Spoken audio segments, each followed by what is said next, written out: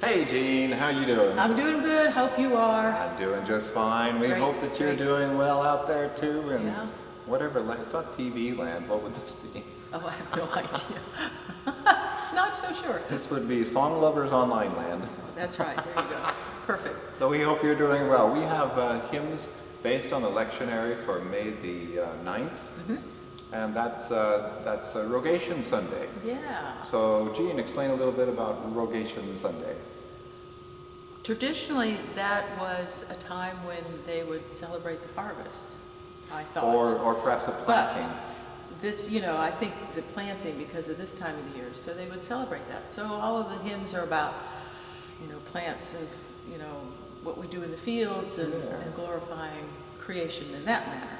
And that brings up a question. Do we have one for the fall, when it would be a traditional harvest? Is there a Rogation Sunday in the fall? No, I don't think so. I don't really think so. Although I seem to remember when I was a kid that we would do these things in the fall. Yeah. And, but of course, I think what it's more associated with is Thanksgiving. Right. The Feast of Thanksgiving. Right. Oh, that's true. That's true. That's what I think, anyways. So. But we have 4 hymns, and the first comes out of hymnal 1982. It's number 291. We plow the fields and scatter. This is written by Matthias Claudius, who's the son of a Lutheran pastor. He was a literary editor in Hamburg, then became commissioner of agriculture and manufacturing of Hesse-Darmstadt. How about that? So today this hymn is internationally and ecumenically synonymous with harvest festivals. Why are we doing it in the spring? I don't know. I mean, it's interesting, but it is one of the chosen ones for Rogation Sunday. Yeah. This was not actually a hymn. Rather it was, this is in quotes, an idyllic portrayal of country life in 1782. Interesting. The work was called Paul Erdmanns Fest, and it included this song, Im Anfang war's auf Erden. In the beginning was the earth. A song on the way to a harvest feast at Erdmann's house. How about that? And then verses were pulled from the peasant's song to make this hymn. Our 3 verses, 1, 2, 3, are a combination of verses 3, 5, 7, 9, 10, and 13. Good heavens. Well, I guess they had to sing a lot in order to get from one place to the other. Yeah, a bunch of merry peasants on their way to celebrate the harvest. The tune, so this is German at its best. Yes. The tune's name is Wir fliegen. Yes. Make sure you get that out. Or in some places it's called Claudius, which is not as interesting. No. It's written by Johann Schultz, who grew up in Lüneburg and he studied voice and organ. He went against his family's wishes to Berlin to study with Johann Philipp Kernberger. He traveled Europe as an accompanist and piano teacher for the Polish Princess Sophia Wojdwodin von Smolensk. He directed at theaters in Berlin, Rheinberg, and later at the Royal Danish Theatre, and he helped introduce music in the Danish schools and influenced Danish church musicians. Busy guy. Yeah. His health was destroyed when he tried to save the music library as the royal palace burned. Poor fellow. I can understand that. Yeah, he had probably smoke inhalation. Yeah. Ruined his lungs. And frankly, if He tried. if my little cottage burned down, boy, I'd be going for my instruments and then a bunch of my books. Yeah. Oh, yeah. He died in Germany. He was poor and forgotten. That's Poor very guy. sad. Yeah. Is that Kernberger guy the guy that tuning is based on? Yep. Okay. That's the guy. How about that? Yeah. All these guys are interrelated somehow. Yeah. All Small these circle. names who come out. So we've got 3 verses. How many would you like to do? We could do all 3 if you wish, or we could just do 2. Your call. Oh, heavens. Well, it's got so many low A's. I don't ever have a chance to sing low A's. Let's go for all 3 of them. All 3 verses.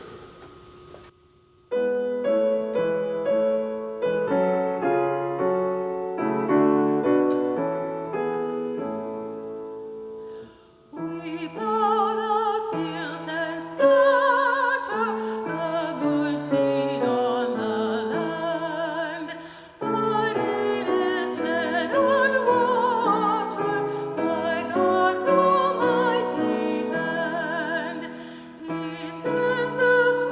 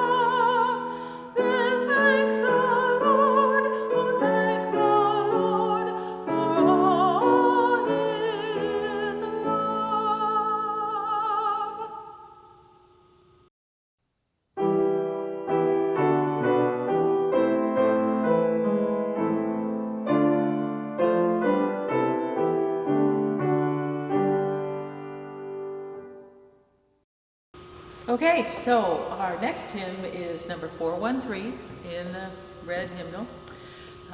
New Songs of Celebration Render.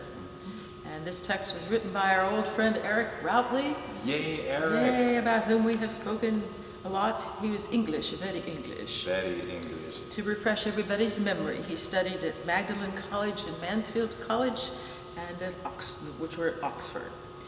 This is so funny. He had a PhD dissertation and he called it an appalling monster, which must have defeated 2 long-suffering examiners. I love that. I love that. Very, very British. It was abridged to about 40% of its original length. That's amazing. And published in 1957 as The Music of Christian Hymnody, and then republished in 1981 as The Music of Christian Hymns. And it's pretty much kind of a Bible It of is hymns. sort of a standard text. Yep. He was ordained in 43. He served as a congregational minister, lecturer, president of the Congregational Church in England and Wales. And he came over the pond to our side of the world in 1975, where he was a visiting professor at Princeton Theological Seminary and professor of music at Westminster Choir College. And I was a graduate student spouse at Yale University during 75 to 77, and I think he came and lectured there as a guest lecturer. If not, I always heard his name in the music school where I was affiliated. So Quite the influential character. Very, yeah. And we've read his stuff a lot in what we've done. Oh, I've read a couple of his books. You've read his books, yeah. His book on 20th century English church music. Oh. It's a real barber. That's where all of his opinions come out. Yes, yeah. It's something else. It's not an easy read, but boy, it's entertaining. I can imagine, so I haven't read that one. I should do that. I would not recommend. No?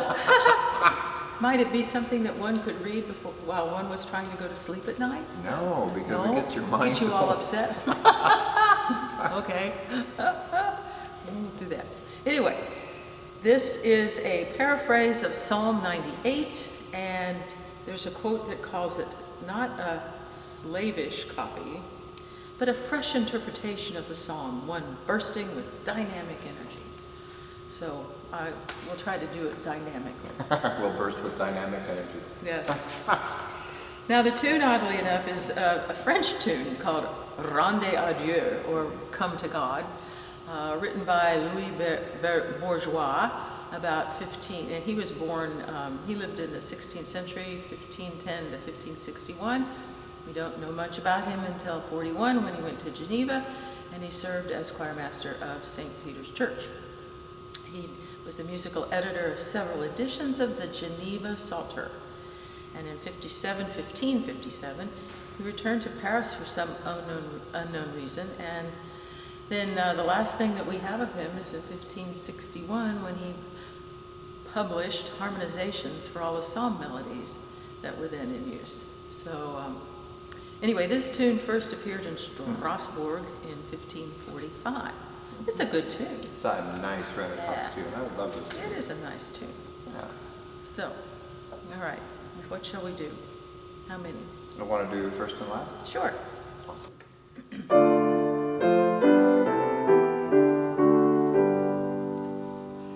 New songs of celebration render to him who has great wonders done. Awed by his love, his foes surrender, wonderful before the mighty one. He has been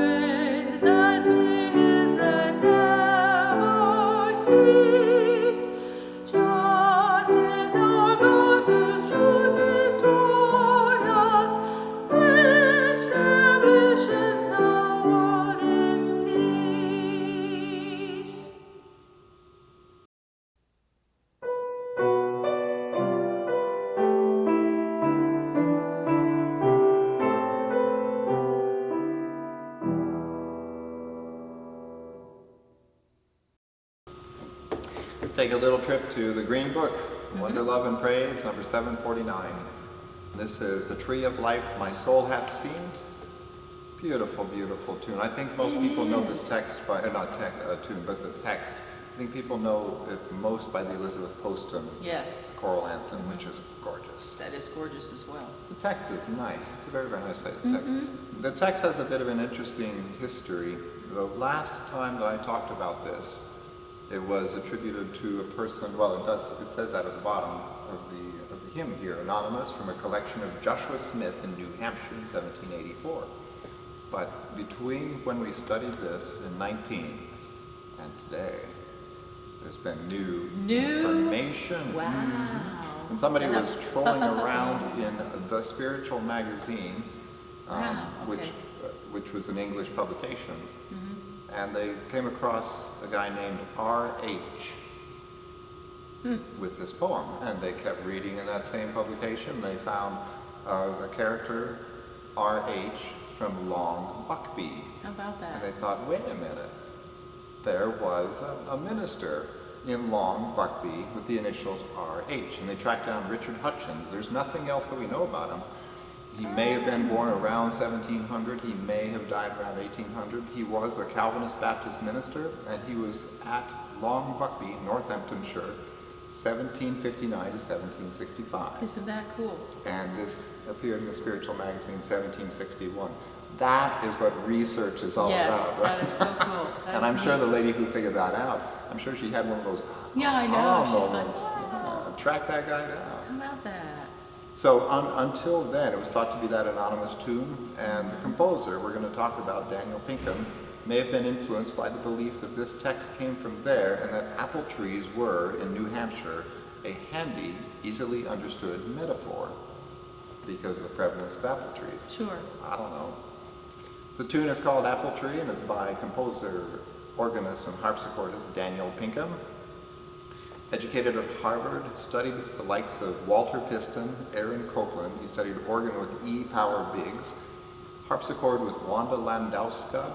Some real unknowns, you know. Well, most people hearing this are probably thinking, Wanda Land, what? No, she was. She was the one who really sort of single-handedly brought the harpsichord back. Yeah, it wasn't what we have today. No. It wasn't what they had in the 1600s. It was sort of using a metal frame and extra pedals and things, but she was the first one to really bring it to life. Interesting. And then he studied later composition with Samuel Barber, Arthur Honegger, and Nadia Boulanger. And if you don't know Nadia Boulanger, so many composers went to Paris and studied with her in the beginning of the 20th century because she was the cat's meow when it came to studying composition. And she taught a lot of French organists. Yeah, she did. Something else. So this guy had quite a resume. Yeah, he does. He taught at the Boston Conservatory from 1946, and then he taught at the New England Conservatory from 1959 until his death in 2006. And he was for 42 years the organist of King's Chapel in Boston. How about that? The Boston chapter of the American Guild of Organists commissioned Pinkham to write this tune for its 1990 National Convention. Nice. And Pinkham says that the text reflects a simpler time and the values of an agrarian society. Because he was thinking New Hampshire, no doubt. No doubt. Who knows? I wonder where Long Buckby, Northamptonshire is. You know, I don't know, but it could very well, that could very well be out in a... Could be the agrarian society too. Then. Exactly. Yeah. Well, and then you have the whole image of the apple and Eve and everything else, so it's... Right. There's just more to it than just apple orchard, I think. The trees of nature fruitless be compared with Christ the apple tree. Yeah. Yeah, it's a beautiful, beautiful It is. text. Yeah. Yeah. Do you want to do all five? Sure. Sweet.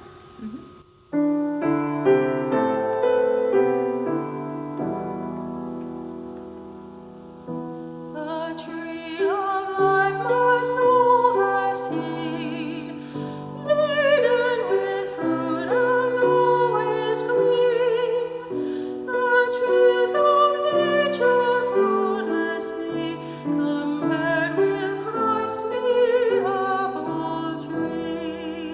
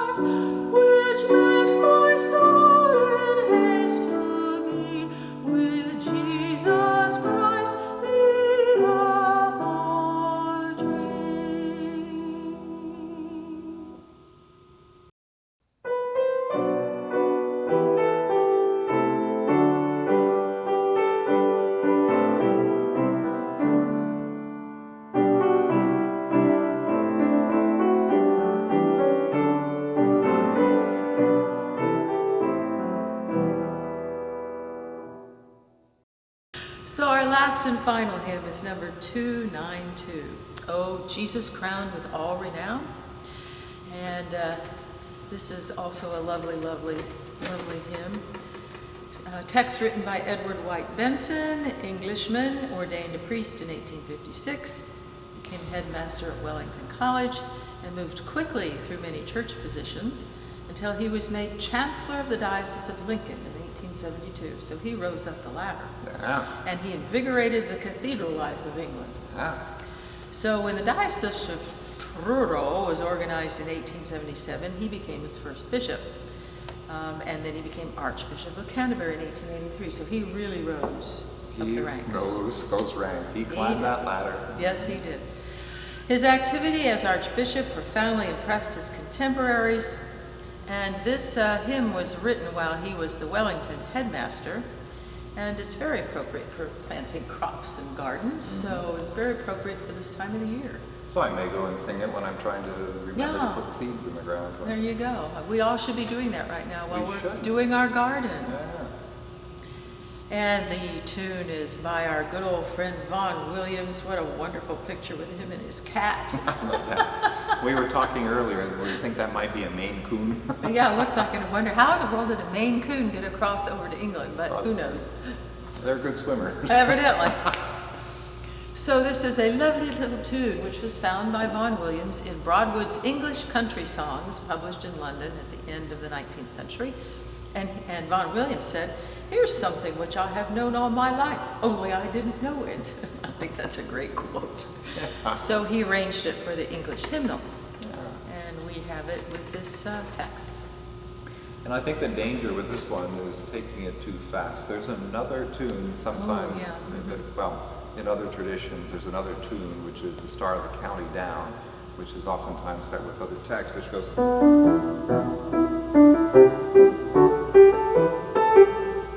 That sounds like a good folk tune. That is. And so this one is similar. Very similar. But I think sometimes we think that those folk tunes need to rip. Yeah, they don't. This one is best sung at a nice, gentle pace. So, do you want to do all three? Sure, especially because the second verse ends runs with into the colon, third and verse. to go into Yeah. the third. You bet. Okay, we'll do it. Okay, good.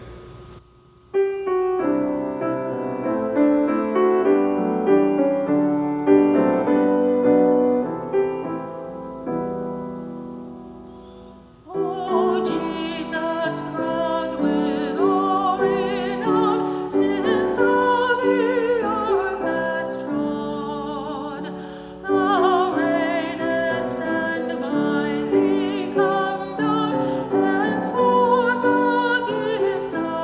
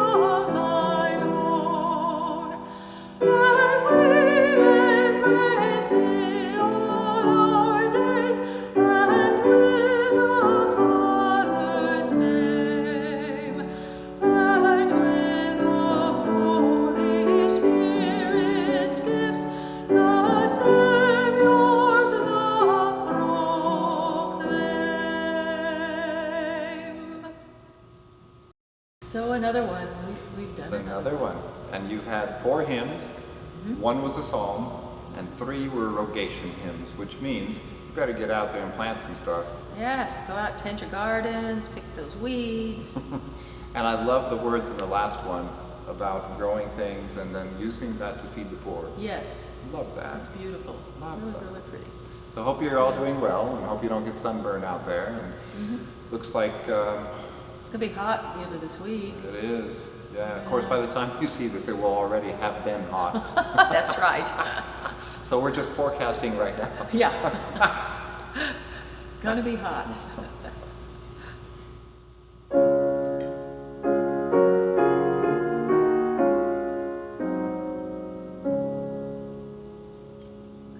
God be with you.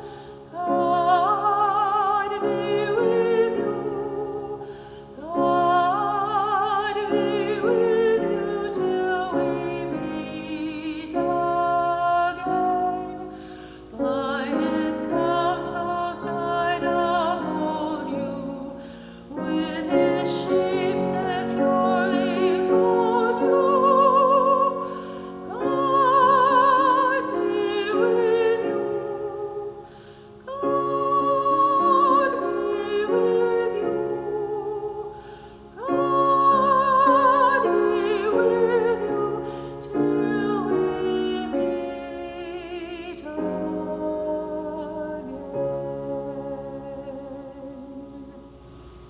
Peace. God's peace, everyone.